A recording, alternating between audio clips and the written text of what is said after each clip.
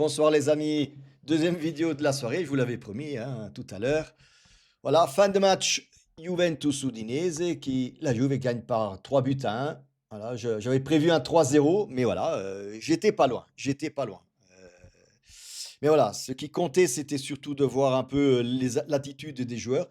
Et vous avez vu comme bizarrement, je l'avais prévu dans ma vidéo précédente, comme bizarrement, vous n'avez pas trouvé que les joueurs couraient 3 fois plus vite dans ce match, surtout en première mi-temps? Enfin, bref, lâchez un like, abonnez-vous et commentez. De toute façon, maintenant vous êtes habitués, hein, clic, clic, clic, clic, clic, clic, clic partout. Et la cloche et les hype et tout ce que vous voulez derrière. Donc, Juve Udinese 3 buts à 1. La Juve qui fait une excellente première mi-temps, toujours à l'attaque. Dans ce module 3-4-1-2, donc Yildiz derrière les 2 pointes. Je trouve que ce 3-4-1-2 marche mieux qu'un 3-4-2-1 où on voit un Yildiz sur le côté. Bien que aussi Yildiz en deuxième mi-temps, on l'a retrouvé souvent sur le côté. Je pense que c'est des fois, c'est lui qui s'entraîne, qui s'en va vers le côté gauche. C'est un côté qui privilégie et pour après revenir vers le centre. Mais soit. Première mi-temps, voilà, penalty sur Vlahovic. Pour moi, penalty, il y a pas de discussion. Pour moi, il y a péno, hein. Donc 1-0 pour la Juve. Puis on attaque, on attaque, on attaque. Ce soir, Openda. Alors, je vais dire pour Openda, pour David, les 10-15 minutes que David aussi a joué. J'aime leur mouvement, j'adore le mouvement d'Openda, de David, même David, les 10 dernières minutes. Tous les mouvements qu'ils font sont bons. Mais le choix final, soit du tir, soit de la passe, soit de la remettre en arrière, ben, tous les choix finaux, ils sont tous ratés. Que ce soit d'Openda et aussi de la part de David. À part juste avant le coup de sifflet final où David tire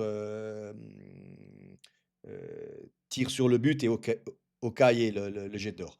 Meilleur du match ce soir, les amis, sans discussion, c'est le gardien de l'Udinese, Okay. Il a fait des arrêts incroyables, que ce soit sur Kalou ou sur Vlahovic, enfin à peu près tout le monde, hein. Donc, Yildiz aussi, il a fait de très, très, très beaux arrêts. Des fois des arrêts plastiques hein, aussi, hein, pour la caméra, pour le show. Mais voilà, sinon il a fait de très très beaux arrêts. Puis arrive la fin de premier mi-temps, donc je dis ouais, ok, on va rentrer sur le 1-0. Et là, on s'endort un peu. Petite erreur de la part, si je ne me trompe pas, de notre capitaine national Locatelli. Vous l'avez vu comment il a joué ce soir? Où il se jetait sur tous les ballons. On ne l'a pas vu comme ça depuis 3 ou 4 matchs, hein. On ne l'a pas vu comme ça. Cambiaso pareil. Cambiaso pareil. Gatti pareil. Réfléchissez, réfléchissez. Donc, voilà, sur une perte de balle de Gatti sous la tre quarti où on perd la balle et puis voilà, l'Udinese égalise grâce à Zaniolo, très beau but parce que, voilà, il trouve juste l'ouverture, sur le côté et là, vous allez me dire: «Domenico, tu vas rien dire sur Di Gregorio». Ben si, j'ai quelque chose à dire sur Di Gregorio. Alors, au-delà du fait que l'erreur vient de Locatelli et puis une erreur, en défense, on n'arrive pas à dégager le ballon. Ça, je vous l'accorde. Mais sur le tir de Zaniolo, peut-être il n'y arrivait pas. Mais vous avez remarqué que quand il se jette, déjà il se jette très très lentement. Ça, c'est une caractéristique de Di Gregorio.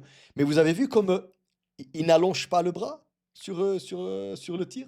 Il s'arrête à mi-chemin. Je sais pas, moi je comprends pas. Il y a des trucs. Bref, allez, on a gagné 3-1 ce soir, on va pas trop taper sur Di Gregorio. Mais voilà, même sur le 1-1 de la Juve, quand tu rentres au vestiaire, voilà, j'étais quand même confiant de la deuxième mi-temps, au vu de la prestation de la première mi-temps. Première mi-temps, très bonne défense, les milieux pas mal. On rentre en deuxième mi-temps, un peu fatigué, je trouve. Je sais pas. Alors, Brambilla n'a pas jugé bon de changer Ildiz. À la limite, il a bien fait, hein, au vu du troisième but. Mais je le trouvais Ildiz très fatigué ce soir, comme un Kostic. Il a bien joué, mais il était aussi fatigué. On voit bien que soit certains joueurs sont sous-entraînés et ils ne tiennent vraiment pas les 90 minutes. Sinon, côté Juventus, le meilleur pour moi est de loin hein, pour la grinta, l'attitude, le pressing, le premier but. Pour moi, voilà, vous savez, c'est Vlahovic. Malheureusement, c'est un joueur qui n'a plus de contrat. Enfin, vous savez que son contrat arrive à échéance, hein, tout simplement. J'espère qu'avec Spalletti, Vlahovic décide autrement et décide de peut-être rester à la Juve. Parce qu'un Vlahovic que j'ai vu ce soir avec cette cette grinta, cette attitude d'aller chercher le ballon, d'aller presser. Vous avez vu un moment sur la 70e, 72e minute, comment il allait chercher le ballon, presser le ballon, incroyable. Donc cela, c'est ça que j'aime voir. Et de l'autre côté, pareil, il dit, ça fait exactement la même chose. Donc voilà, une attitude de Juventus, de aller chercher le ballon, de presser l'adversaire, de faire peur à l'adversaire. Donc voilà, aujourd'hui, une très bonne deuxième mi-temps. Après, sur un corner, ben, Gatti trouve le 2-1, mérité de la part de Gatti. Je trouve qu'il a été bon en défense aujourd'hui avec Kalulu et Kelly.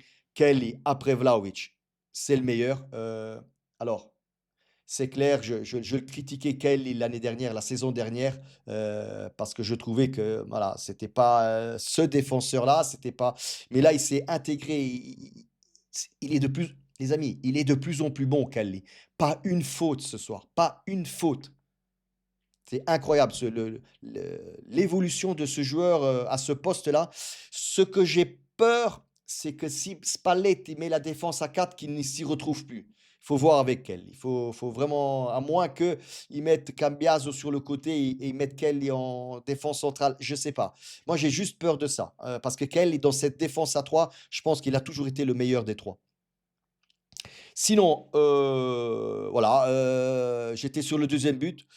Heu, Après le deuxième but, c'est clair, il y a eu 10 minutes de flottement, on va dire, où on s'est abaissé un peu, on s'est vraiment abaissé. On a perdu 15-20 mètres et on a failli être égalisé grâce au joueur là, le Black de l'Udinese.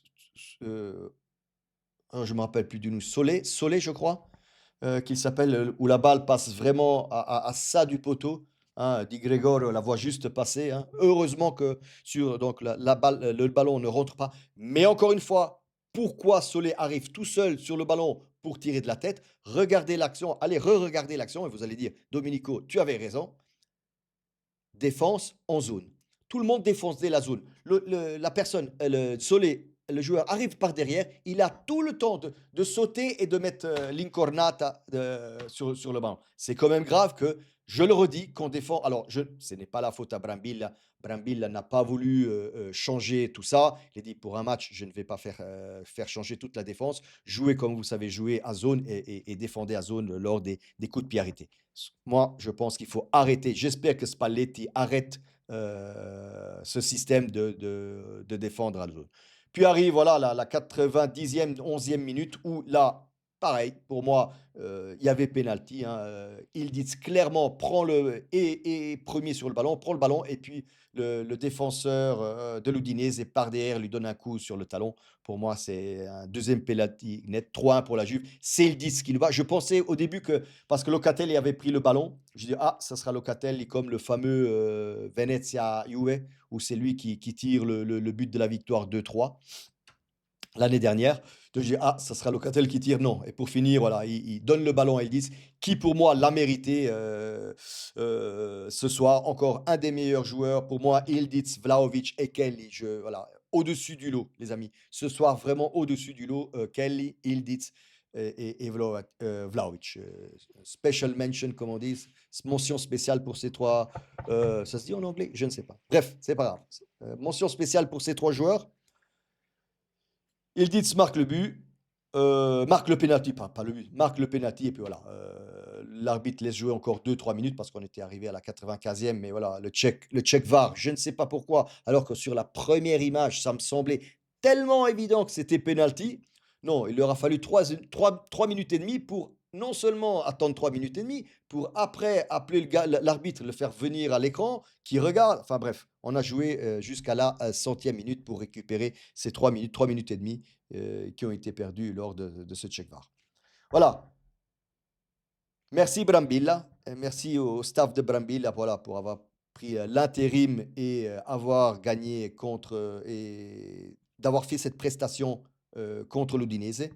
Il y a un peu du Brambilla, il y a un peu voilà, que le coach a changé, qu'Igor ne soit plus là. Mais il y a aussi le fait, là, comme je vous ai dit dans la vidéo tout à l'heure, que certains joueurs doivent se mettre ils doivent se montrer parce qu'ils savent très bien le caractère, connaissent très bien le caractère de Spalletti. D'ailleurs, Locatelli, en nazionale, Locatelli, Spalletti l'avait mis dehors, hein. Donc, réfléchissez, les amis, réfléchissez à tout ça.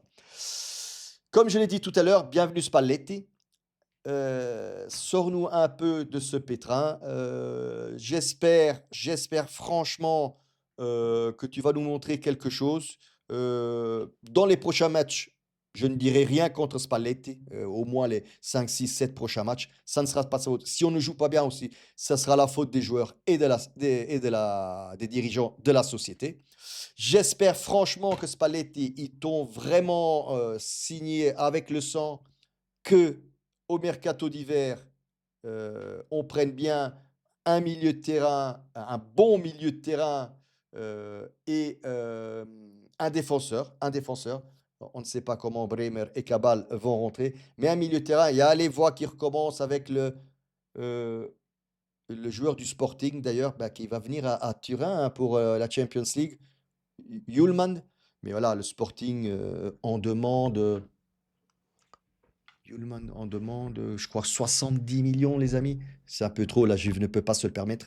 Je pense potentiellement on pourra mettre 70-80 millions sur la table pour le mercato d'hiver, mais ça sera pour deux joueurs, un milieu et un défenseur, pas pour un et un seul joueur. Voilà, pour finir, Juve Inter 3-1.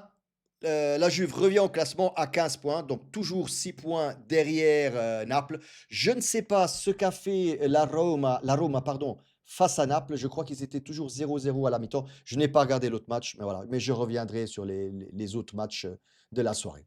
Come sempre, ragazzi, fino alla fine, forza Juve.